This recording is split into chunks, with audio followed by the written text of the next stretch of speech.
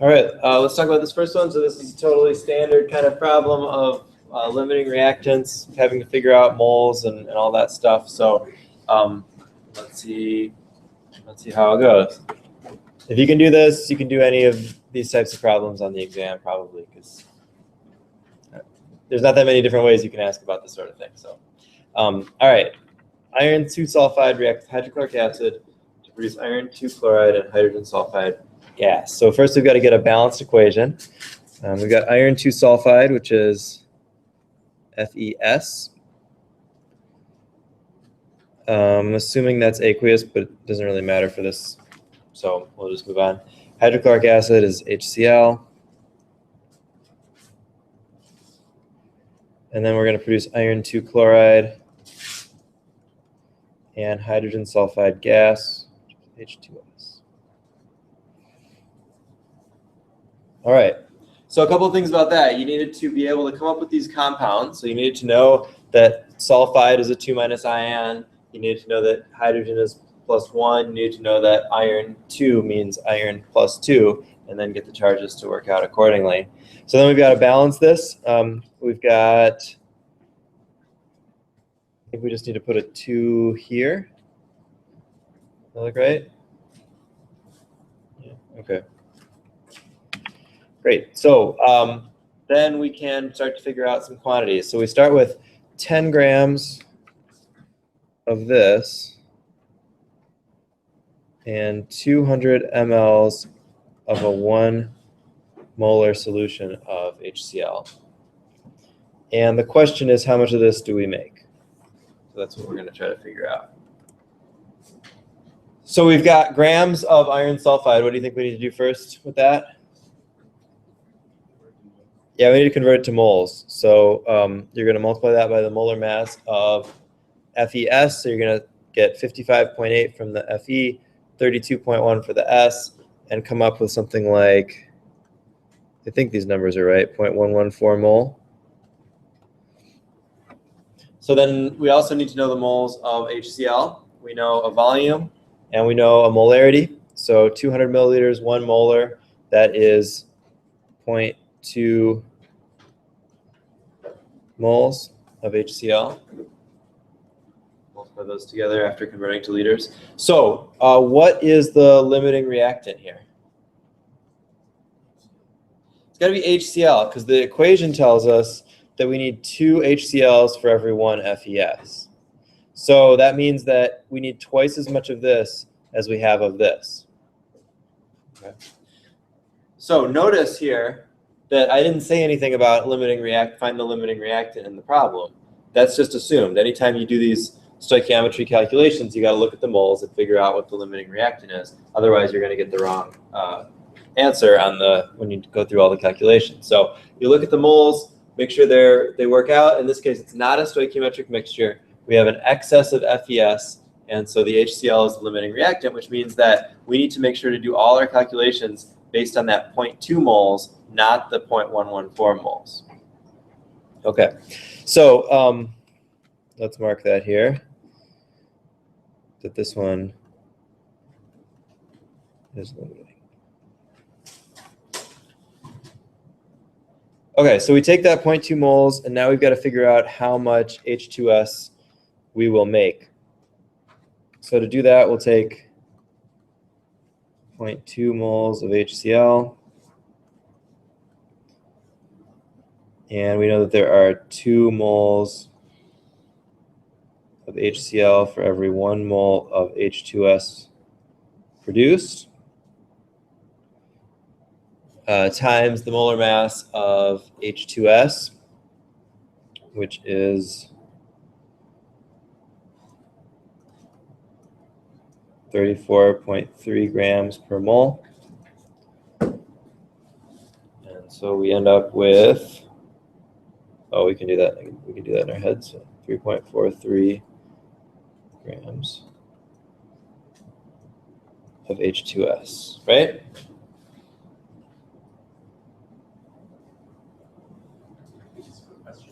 Would it have to be one significant figure because of the 200 milliliters? Oh, good point. Yeah. I guess technically it should be, probably should have been written as 200 point something milliliters, or yeah. Did you do it that way? Oh, no, I got it wrong anyways. Okay. Yeah, if you see something with like one super low significant figure, it's probably a mistake if everything else has the same significant figures. So let me know if you see that. If you did it that way, that's fine, as long as you did the problem right. But that should have had that should have been 200 milliliters with 3 significant figures. Hope I didn't mess anybody up. As long as it's not a multiple choice question, you should still be able to get it right. Okay, so our theoretical yield.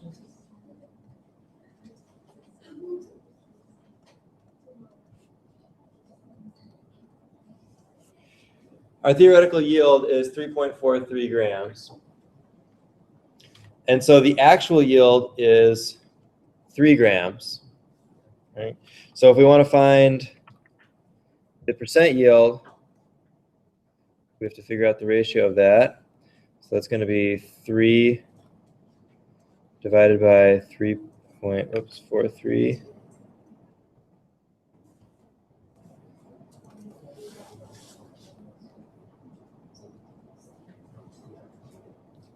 That one we probably need a calculator for.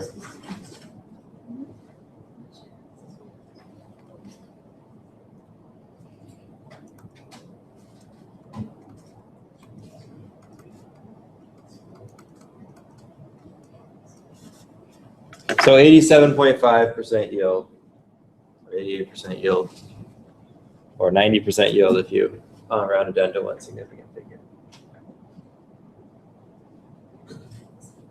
We're good? Everybody got that one right? Everybody? No? If you would be so kind as, because I think it would be helpful, if you didn't get this right, where'd you go wrong? What happened, if you don't mind admitting it? Yeah? I forgot to divide by the 2 even though I put it in the equation. Oh, right here, Yeah. to do the molar ratio? Okay. I messed up everything because I thought that the 2 meant the overall charge. The overall charge of the entire compound? Okay. Instead of just the metal. Others. I think these are helpful to people, if you don't mind. Everybody else got it right?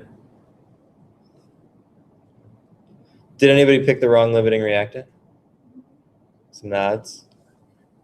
Yeah, some hands. Was that because you didn't check for a limiting reactant, or because of a different reason? How did you figure out the limiting reactant without solving for it? Oh, yeah, you have to actually solve for it. I noticed because these numbers happen to be easy, it's just 1 and 2. So you need twice as many moles of HCl as you have here. So I could see that this was less than twice as many as this. But yes, if those would have been like 2 and 3 or something like that, I would have solved for it. And certainly, if you don't see that, you can definitely solve for it. So you can say 0.114 moles FeS times 1 mole FeS per 2 moles HCl, and that shows that you need 0.228 moles of HCl. And then you compare that up here, and you see that you actually have less than what you need. So that HCl must be limiting.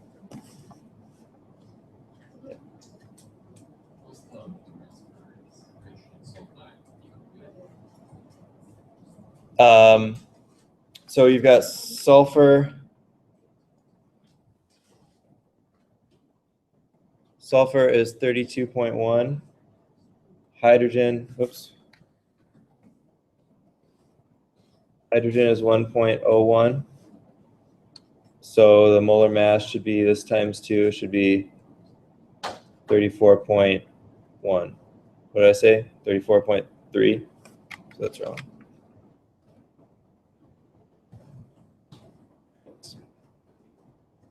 .1. That's 3.41.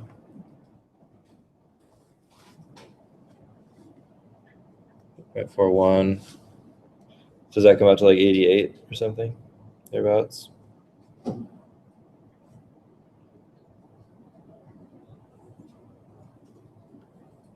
Yeah, so that ends up being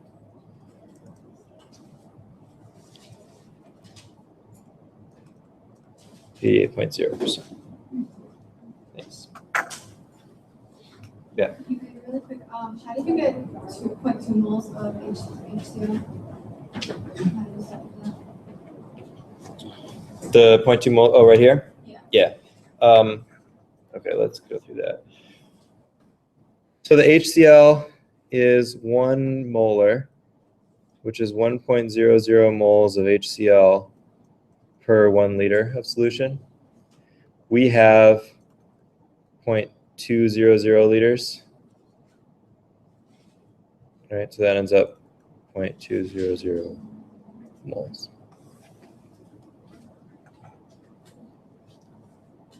Other questions about that one?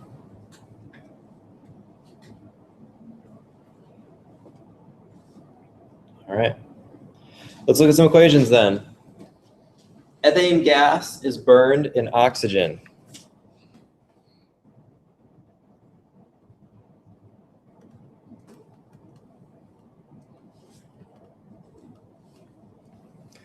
What are the products here?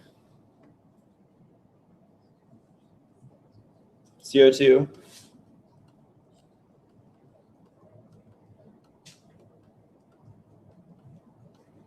Yeah. All right, is that balanced? No? So we got to balance it. I think it comes out to, whoops, not 4 of those. 2 of these, 4 of those, 6 of those, and then 7 of these. Yeah? Does that work? Maybe? I think so. All right, what category does that fall into? What would you say? Certainly it's a combustion reaction. That's the best description. What else is going on here that might also fit, though? Yeah, we could also call it gas evolution because it is creating a gas, it's creating carbon dioxide and water vapor. And there's another one that fits here as well. What else fits here? Redox. This is also a redox reaction. What is being oxidized in this reaction? Carbon, right? Carbon's being oxidized, and what's being reduced? Actually, it's oxygen. Hydrogen stays the same in this reaction. It stays +1 the whole way through. Carbon goes from -3 to +4. -3 to +4. And oxygen goes from 0 to -2. Yeah. So gas evolution reactions don't just have to be an acid that decays into gas? Yeah, I don't know. I mean, that's kind of how it's presented in the book, that it's like these separate categories. So yeah, probably that's a better description. I like to think of it as just, because it's really like, what is driving this reaction forward? What is causing it to not go backwards? And part of that for a reaction like this is that it forms gas. So if we want to put these in parentheses because they're not quite as good of descriptions of a reaction like this, that's okay. Certainly combustion is the most important descriptor of this, a description of this reaction. But we should also note that gas is formed and that things are getting oxidized and reduced. So let's look at the last one. Copper 2 sulfate reacts with sodium hydroxide. So copper 2 sulfate is going to be CuSO4. And sorry, I didn't specify that. That should be aqueous. Sodium hydroxide is aqueous NaOH. And what's happening? What are we going to form here?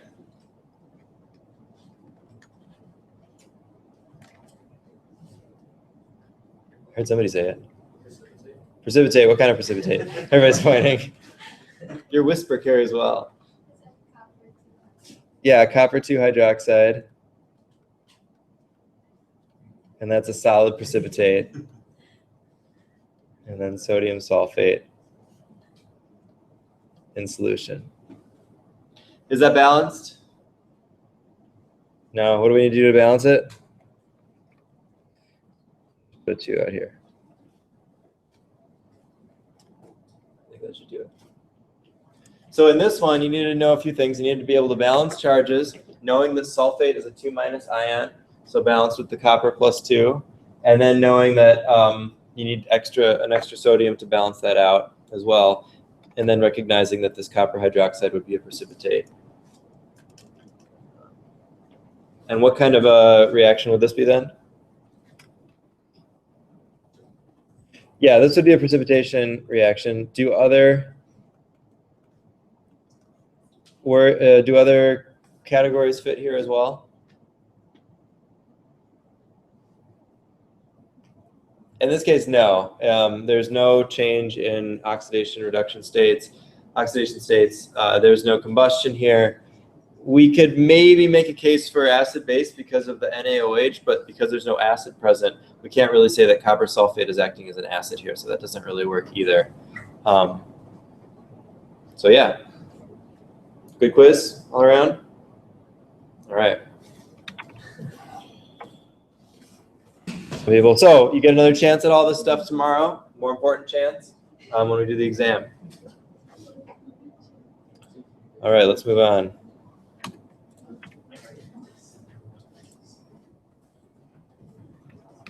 Talk about gases.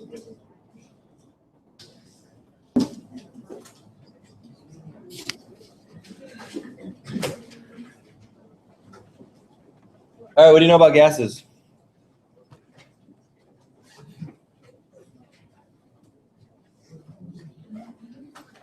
Nobody knows anything about gases?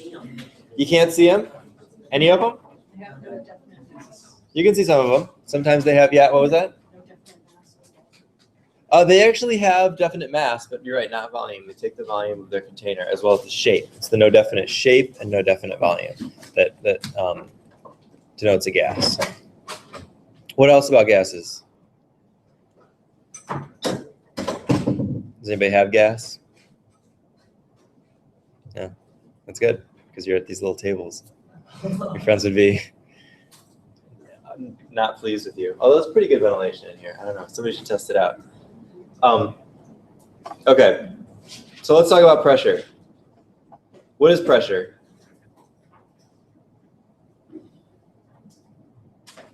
How is it defined? Have you heard that word before?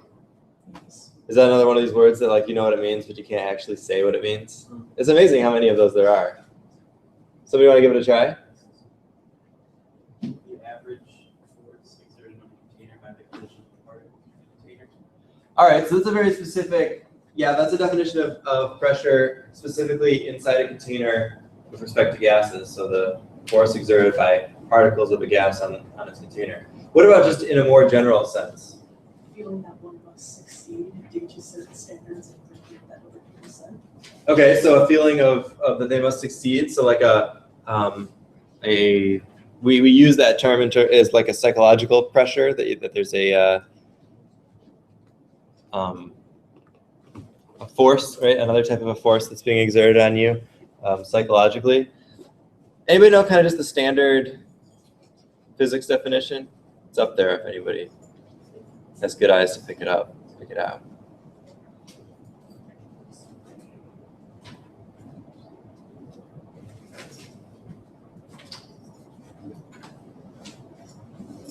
Just force.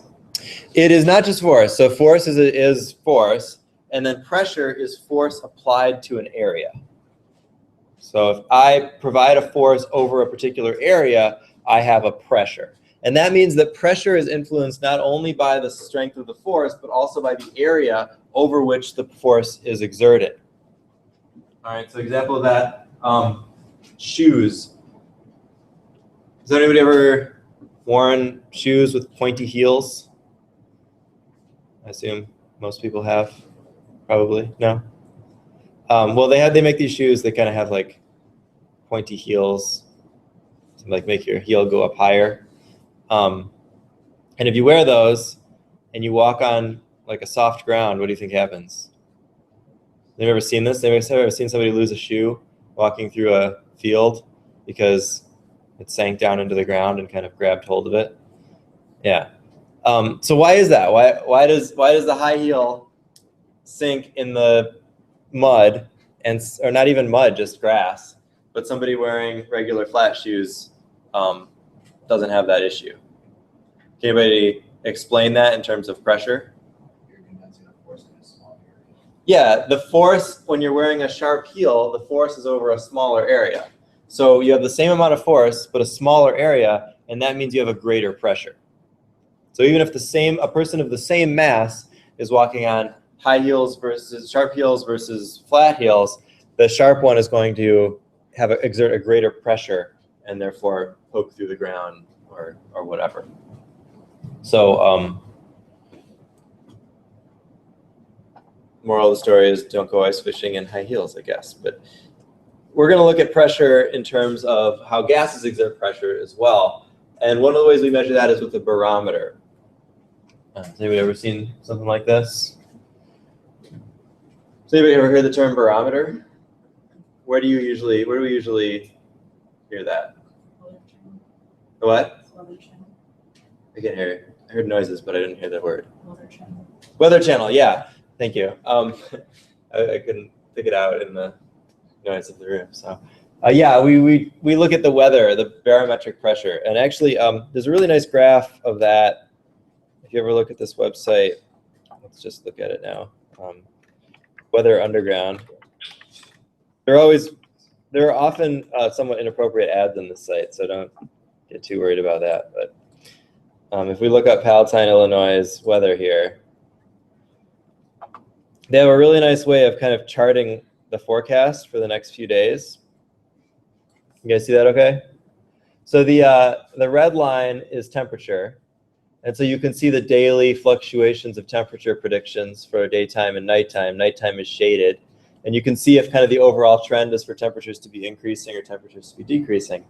And then plotted on the same graph just below it, you see barometric pressure. And behind it is the chance of precipitation in these kind of bluish boxes. So you can see how the barometric pressure, the black line, somewhat correlates with a prediction of precipitation, in that when the barometric pressure goes down, the black line goes down on like next Monday, and this is a long prediction, a faraway prediction, so we're not sure about it, but as it goes down coming up on Monday, then that chance of rain, chance of thunderstorms increases. I think this is a really cool graph because it shows so much information in such a small area. You know, one little screen full, you've got your pictures of what the weather is going to be like, you've got temperature fluctuations throughout days, you've got barometric pressure, chance of precipitation, and the lower one gives you both predicted wind speed and direction. So not that the forecast is accurate necessarily, but it's a neat way to display a whole lot of information. And so that's one way we use barometric pressure. You'll notice this line, if you kind of, let's go somewhere like here, you'll see that the pressure is predicted in inches, like 30 inches, 29 inches. Are inches a measure of pressure?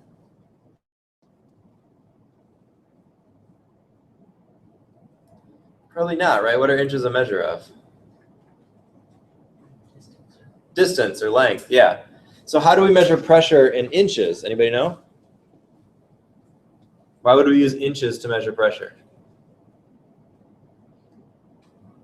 That thing earlier said that Yeah, that thing from earlier, right. 170 millimeters high when it's at sea level, so if the pressure changes, the height of the thing Yeah, changes. so that's what a barometer does in the classical sense, or the kind of original barometer. You'd have a pool of mercury, or a bowl of mercury, and you have a tube with no air in it inverted in the mercury. And so then the atmospheric pressure pushes that mercury up the tube because there's no air in the tube. It's a vacuum. So the atmospheric pressure pushes the mercury up the tube a certain distance. And that distance is what's known as the atmospheric pressure. So how high can the mercury be pushed up this particular tube? And so the standard is for this particular instrument, at sea level, the mercury gets pushed up to 760 millimeters, which is 29.92 inches. So really the full unit that we're seeing when we see that barometric pressure is inches of mercury. And if we see that scale back on our weather thing, you'll see it's right around there. You know, we're pretty much at sea level here. So neutral barometric pressure should be right around just below 30, 29.92 inches of mercury, right? So today, I guess we're climbing up to right about that by tomorrow morning. So that's kind of nice, fair conditions. It's just staying at that standard pressure. The pressure goes up, it's going to get a little bit hot. Pressure starts to drop. That's when it starts to get overcast and kind of clouds and stuff are coming in. So that's that unit. Now, that inches of mercury unit, we don't use that a whole lot in science because it's kind of a clunky unit. Because of the weird decimals and stuff like that. So here are some of the other units that we're going to use when we talk about pressure. One of them that is really easy is just called the ATM, the atmosphere. The atmosphere is a measure of pressure, and it's defined as atmospheric pressure at sea level. So we're at sea level. The atmospheric pressure is 760 millimeters of mercury, or 29.92 inches of mercury. We can just say that that's one atmosphere. It also gives us a good sense of kind of trying to figure out getting a sense of how much the pressure is. If it's something like 2 or 3 or 5 or 20 atmospheres, we know that's a lot of pressure because it's like that many times the atmospheric pressure. And then we'll also use some of these. So we'll use all these units. We'll use millimeters of mercury, which now has been standardized in a unit called torr. For our purposes, we can say they're the same. The torr is actually based more on a physical phenomenon. And then we've got the SI unit, which is the Pascal, or which is a Newton per square meter. Finally, the last measure of pressure, which we don't use a whole lot in this class, but we'll use in life, is the pound per square inch, or PSI. Yeah? Do we need to memorize all those? No. So you need to know this much of it. You need to know that 1 atmosphere, or atmospheric pressure at sea level, is 760 millimeters of mercury, or 760 torr. So we memorize that one. Yeah, know that number.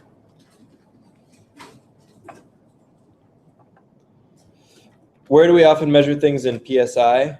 Where have you seen that? Power washers. We're going to have a high pressure pressure to push water out really fast and hard, so those might be rated in PSI. Where else might you see PSI? Pressure cookers. Yep, pressure cookers cook at about, I don't know actually what the PSI rating of a pressure cooker is. High pressure. Mine is,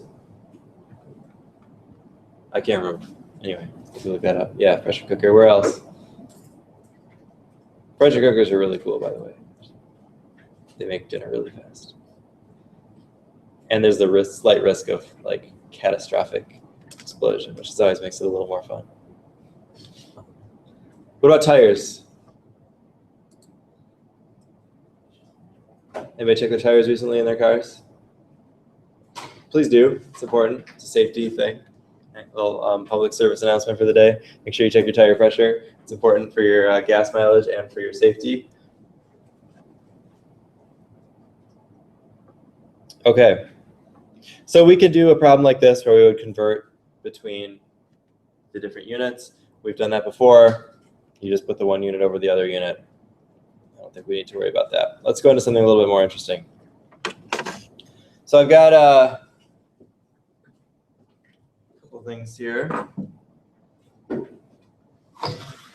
Here I have, whoops, just realized I hooked that up to the wrong thing. That would have been interesting. I have a couple balloons. They're just filled with a little bit of air. And I'm going to put them in this chamber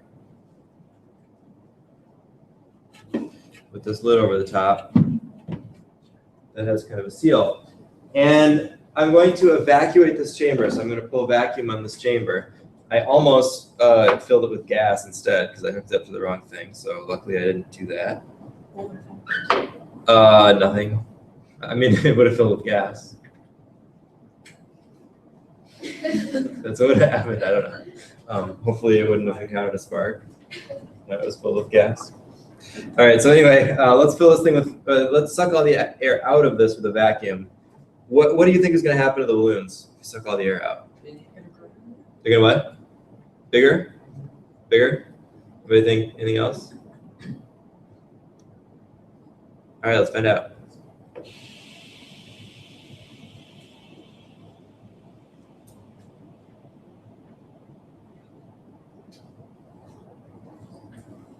It's a vacuum, so the first.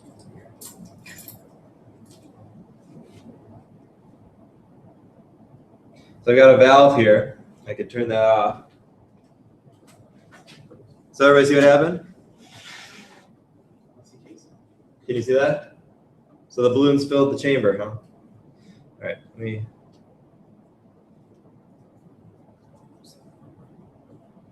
Pull this off.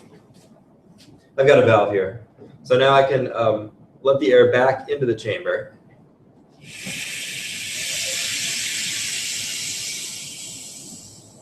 And we'll see the balloons turn back to normal size. Should we try again? Should we see if we can get them even bigger? Yeah. Let's try it again.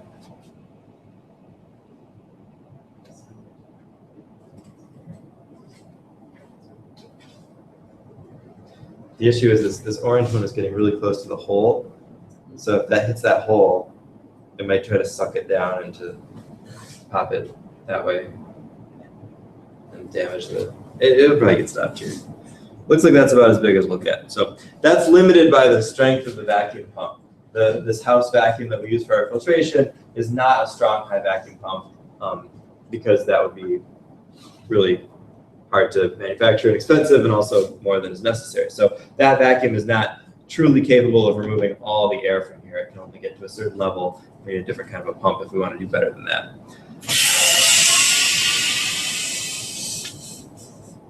So you can see the air rushing back into that chamber. So what's happening there? Why do the balloons get bigger when we take the air out of the chamber? When we start to remove the chamber. There were more air particles before you turned the vacuum on. Mm-hmm. They were hitting the outsides of the balloons. Yeah. And causing pressure to prevent them from expanding. Right. And when the pressure disappeared, they were being held in their small form. Yeah. So let's make a little diagram of that.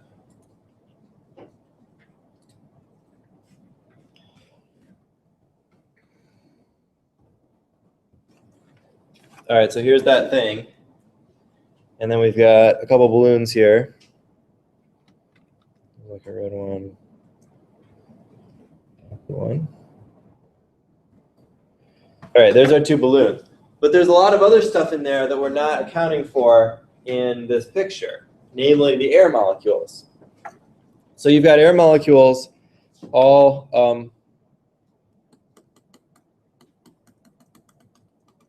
inside the balloons, and then also throughout the entire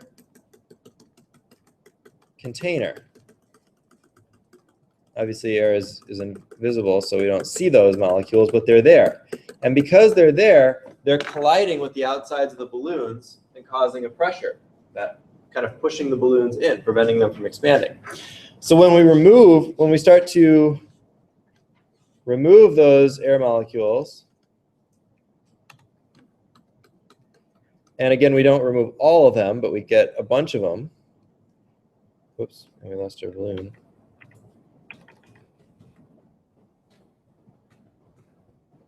There we go. We take a bunch of these air molecules out. Now, suddenly, there's a greater, not exactly concentration, but there's more pressure being produced on the inside of the balloon than on the outside of the balloon. And so the balloon expands, and the balloons expand to accommodate for that difference in pressure. All right, here's another example. You know what this is? It's actually broken. What?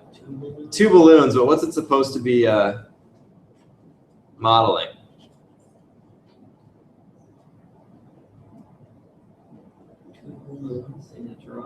2 balloons in a drum. The imagination in this class is amazing. So your lungs. Yeah, it's a lung model. It's a model of lungs. The 2 balloons are lungs. And you'll notice as I pull this membrane up and down, so if I pull it down, I'm kind of blowing up the balloons. I can't pull it far because it's actually ripped, but it's kind of having the same effect as that. And then when I push it up, you'll notice the air going out of those lung balloons. You see that? Even in its sort of half-broken state. So this is a model of what's happening in your lungs. When you breathe in, what happens to cause you to breathe in? Anybody describe that? What makes you breathe? Your diaphragm. What does your diaphragm do? What? It goes up and down. What does that do?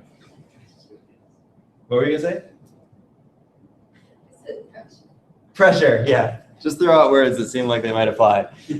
One of them's got to be right? But yeah, you're right. That's what's happening is the diaphragm changes the volume of your chest cavity. When your diaphragm pulls down like this, you're increasing the volume of your chest, and you're creating a pressure differential. There's now less pressure in your chest versus in the surrounding area, and so the air rushes into your lungs from the outside.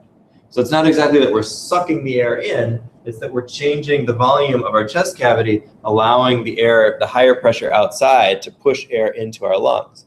And then when we expel the air, when we breathe out, the opposite happens. We compress our chest cavity, creating an area of higher pressure that then expels the air out to try to equalize the pressure with the surroundings. So this can all be described with something called Boyle's law. That's how we can describe it mathematically. And kind of the traditional mathematical way to represent this is PV equals K, which says the pressure times volume is always constant. You multiply the pressure by the volume, it's always going to be a constant value for a particular system. And we can rearrange that and say, another way we could write that is like P equals K over V, or V equals K over P, where K is a constant. And that's saying that these things are inversely related, inversely proportional. What does that mean? What does inversely proportional mean?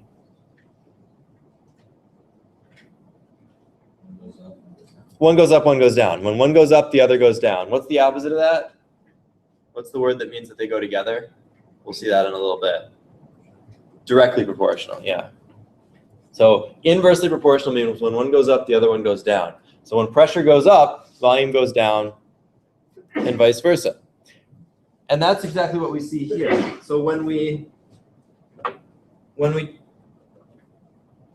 remove the air from this chamber, whoops, the balloon's stuck on that thing. When we remove the air from this chamber, we're decreasing the pressure. And the equation tells us, since pressure times volume must be constant, if the pressure goes down in these balloons, the volume has to go up. And that's exactly what we see happen. The reverse is true as well, and that's the lung example here, that when we increase volume by pulling the diaphragm down, when we increase volume, we decrease pressure, which causes the air to rush in. When we decrease the volume, we increase the pressure, which pushes the air out.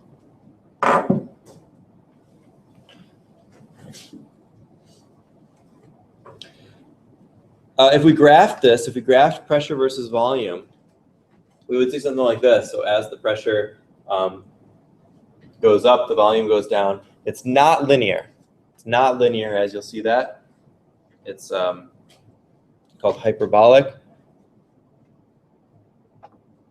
And then another way to look at it is kind of what we've just been talking about, but if we could see those molecules, as we increase the pressure, you got the same amount of molecules moving at the same speed, they're going to be hitting those walls a lot faster, creating a lot more often, creating a lot more pressure.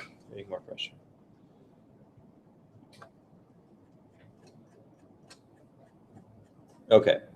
So one thing we can do with this from a solving problem standpoint is that we can say that when these systems change, either pressure or volume, if the product has to stay constant, we can always determine one of those if it's unknown. So in this problem, you've got sulfur dioxide at a pressure of a 1.53 liter sample of sulfur dioxide at a pressure of 5.6 times 10 to the third pascals. If the pressure is changed to 1.5 times 10 to the 4 pascals at a constant temperature, what will be the new volume of the gas? So one way we can think about this, since pressure times volume always has to be constant, the initial pressure and the initial volume multiplied together as some constant. And then so then the final pressure and the final volume also has to be constant. That product has to be constant.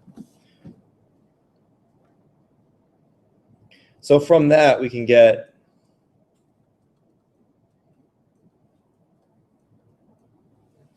a relationship like this and solve that. So if the initial pressure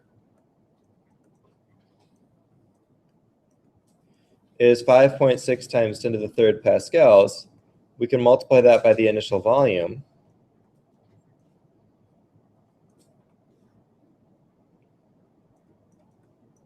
And then we get the new pressure.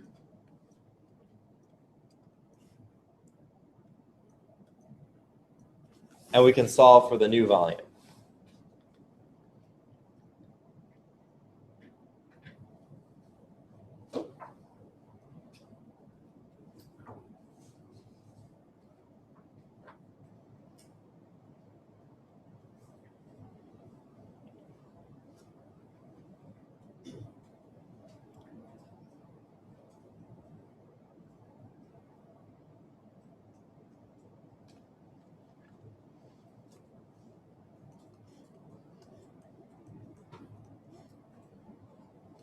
I get 0.57 liters, is that what you get?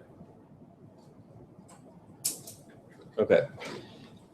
Now with these types of problems, a couple notes. First of all, always look at your answer and make sure it makes sense. Because we have a good sense of how these laws work just from encountering them in life. So this thing is saying what happens if we increase the pressure of that gas. And if I went around to any one of you and said, what happens if you increase the pressure? Does the thing get smaller or bigger? You would say, well, you increase the pressure, it gets smaller. It's obvious. But I guarantee that somebody on an exam is going to go through this problem and end up with an answer that is bigger than what they started with, and that's not going to be a concern for them. So make sure that when you look at your answer, you say, okay, I know from what the problem is saying, I know that we're pressurizing this thing, we're making it smaller. So my answer better be something smaller than what I started with. You see what I'm saying? Just kind of like see that it makes sense, that what you're coming up with makes sense. The other note is about units. So why didn't we have to convert these pascals to, let's say, torr or something, or atmospheres? Or if we had them in those units, would we have to convert to pascals to get this to work? What do you think? Is it important what units we use here? No? Why not? Because pressure times volume is a constant, and if you set them equal to each other, then the units cancel. Yeah. So the constants are unitless, and since they're equal to each other, the other units are going to cancel out. So as long as we're using the same units on both sides of the equation, it doesn't matter which units we're going to use. There's one big exception to that we'll get to in a little bit, and that's temperature. It is important what units we use with temperature. So Charles' law is similar to Boyle's law, but talks about a relationship between volume and temperature. Charles' law says as temperature increases, volume increases.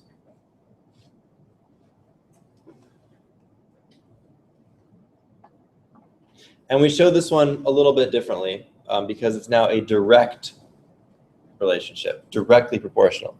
So when volume goes up, temperature goes up. When temperature goes up, volume goes up. Temperature goes down, volume goes down, and so on. Where, who can give me an example of where this happens? A relationship between temperature and volume.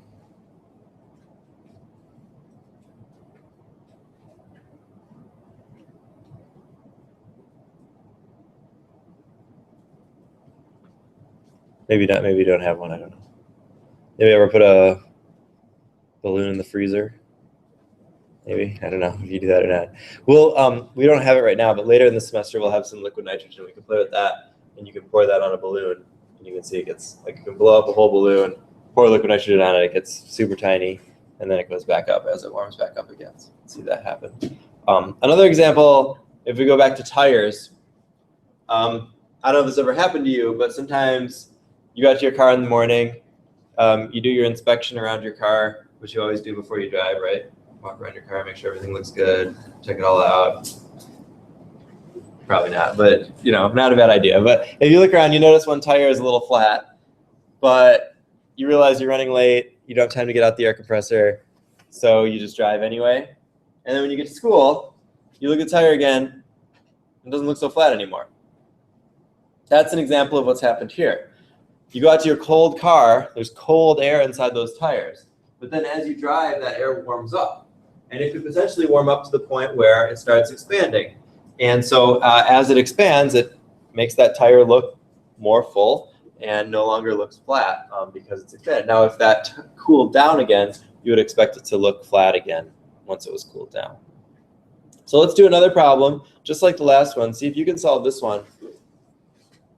A sample of gas at 15 degrees C in 1 atmosphere has a volume of 2.58 liters. What volume will the gas occupy at 38 C and 1 atmosphere? And we should note, when we're doing these types of problems, we always need to express temperature in Kelvin. Why is that? Why can't we use degrees C? That's a nice metric unit.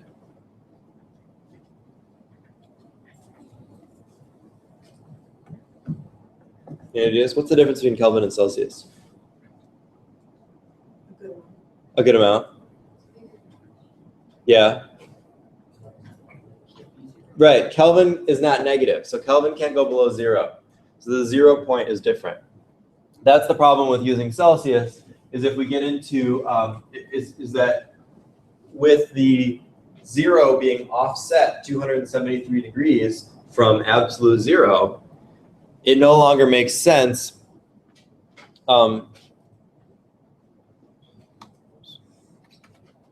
these relationships no longer make sense if we can get that below 0. So whenever we're doing calculations with temperature and we're talking about gases, we always need to express that in Kelvin first. So convert these temperatures to Kelvin and see what you come up with for the volume of this gas.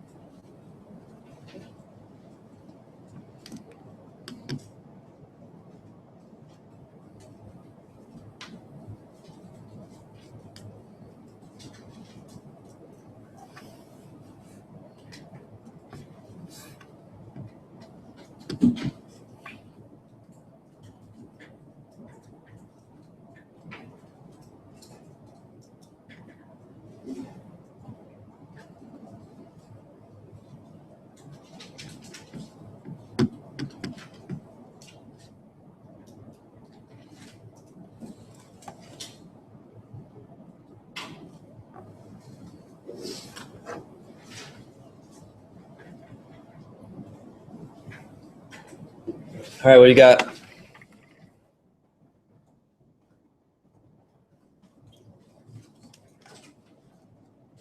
What? We want to throw out a number? 2.79.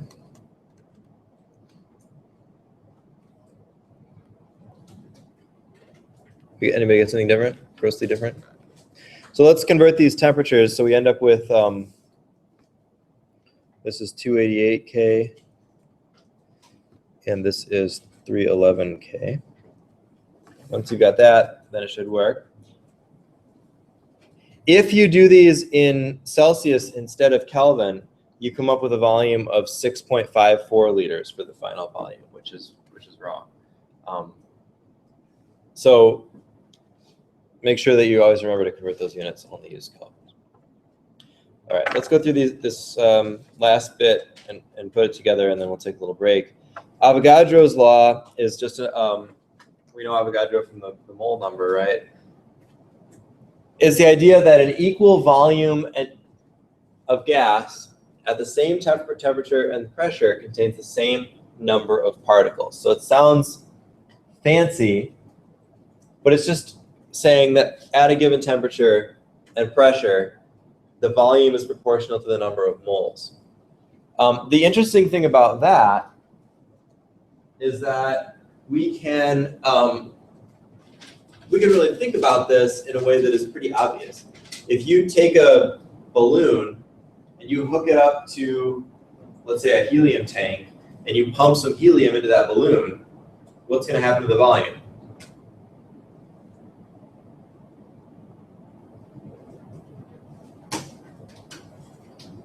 Does it go up or down?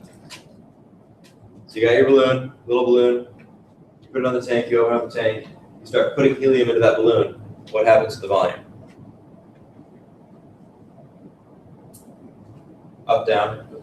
It goes up, right? The balloon gets bigger, volume goes up. So that's really all this is saying. You put more gas in somewhere, if it's going to maintain pressure and temperature, then it's got to get bigger. Similarly, it works the opposite way. If you squeeze something and you want to maintain the same pressure, then you've got to make the volume go down, so you've got to expel some gas. You've got to get the gas out if you want the pressure to remain constant. Where it becomes kind of interesting is in problems like this that deal with chemical reactions inside or of gases inside of a container. So here's a reaction where we've got oxygen converting to ozone. So we can write this reaction. Oxygen O2 goes to ozone O3. And that's it. There's no other reagents. Is that balanced? It's not. So how do we balance it?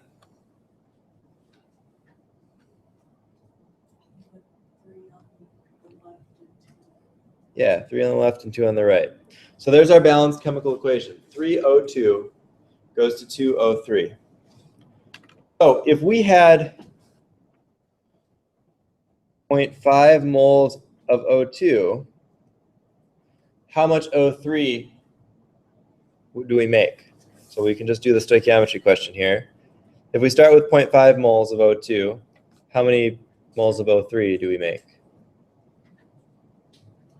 You want to calculate that out? Or, so that would be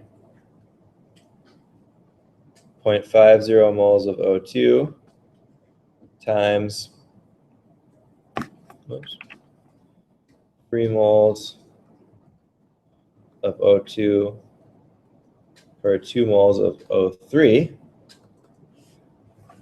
And you come out with about 0.33, right?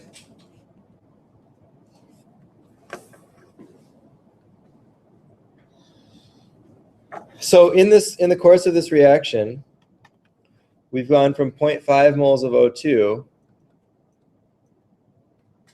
0.33 moles of O3. Assuming the pressure and temperature stay constant, what would happen to the volume here, according to Avogadro's law?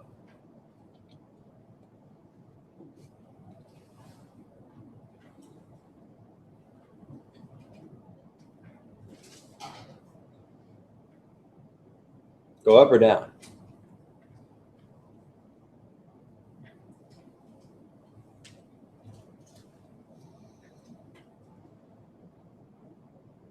So you got a bunch of oxygen in a balloon, half mole oxygen in a balloon. You convert it to ozone, what happens to the balloon?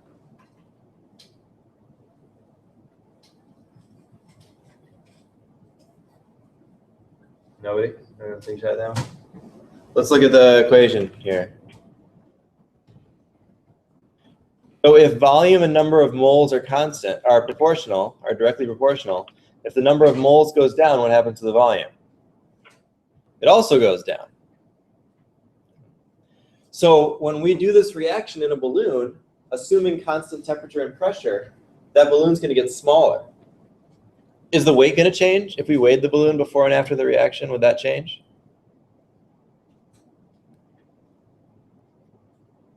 Assuming everything stays in the balloon? It wouldn't, because we have conservation of mass. We haven't destroyed any mass.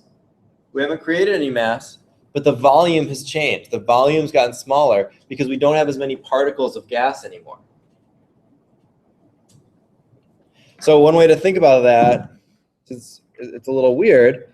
O2 is a molecule of 2 oxygen atoms. O3 is a molecule of 3 oxygen atoms. So 3 O2 molecules went to 2 O3 molecules.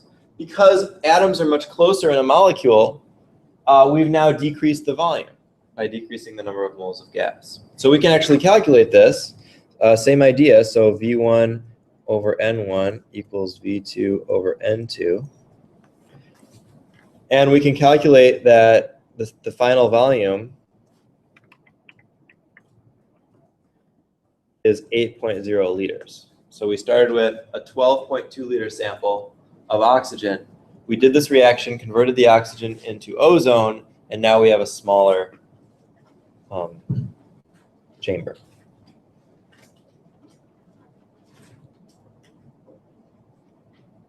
Sound good? Fun? Okay. Let's stop there. We'll take a break and we'll come back and put it all together with the ideal gas law.